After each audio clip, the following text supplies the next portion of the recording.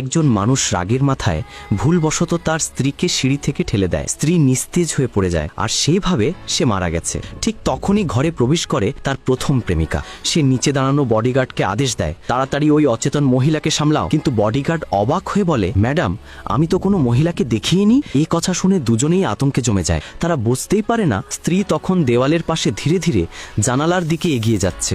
সে কোনোভাবে এই ভয়ঙ্কর জায়গা থেকে পালাতে চায়। হঠাৎ বডিগার্ড তার পদচিহ্ন দেখে ফেলে এবং তাড়াতাড়ি তার পিছু নেয়। পুরুষটিও তার প্রথম প্রেমিকাও তার পেছনে ছুটে যায়। নারীটি জানালা বেয়ে এক ঘরে ঢুকে পড়ে। সেখানে সে দেওয়ালে ঝোলানো একটি বোর্ড দেখে, যেখানে অনেক নিখোঁজ মেয়েদের ছবি টাঙানো, আর তাতে তার নিজের ছবিটিও আছে। এটা দেখে তার শরীর কেঁপে ওঠে। সে বুঝতে পারে এসব তার স্বামীরই ষড়যন্ত্র। কয়েকদিন আগেই স্বামী তার নামে বিশাল অঙ্কের ইন্স্যুরেন্স পলিসি নিয়েছিল। তারপর বেড়াতে নিয়ে এসে সিঁড়ি থেকে ফেলে দেওয়াও সেই পরিকল্পনারই অংশ ছিল, যাতে সে মারা গেলে বিমার টাকা হাতানো যায়। ঠিক তখনই দরজায় জোরে আঘাতের শব্দ হয়। বডিগার্ড দরজা ভাঙার চেষ্টা করছে।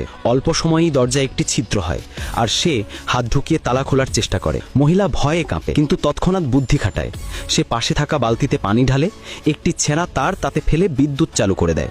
পরক্ষণেই আগুনের ঝলকানি ওঠে। বডিগার্ড বিদ্যুৎস্পৃষ্ট হয়ে অচেতন হয়ে পড়ে যায়। এই দৃশ্য পুরুষটি ও তার প্রথম প্রেমিকা মনিটরে স্পষ্ট দেখে ফেলে। এখন প্রেমিকা সিদ্ধান্ত নেয় ওই মহিলাকে মেরে ফেলতে হবে। সে নিজেই বন্দুক হাতে ঘরের দিকে এগিয়ে যায়। নারীটি ভয়ে দরজার দিকে দৌড় দেয়, কিন্তু দরজা খোলার সাথে সাথেই সামনেই দাঁড়িয়ে আছে আহত বডিগার্ড। সে গর্জে ওঠে এবং মহিলার দিকে ঝাঁপিয়ে পড়ে।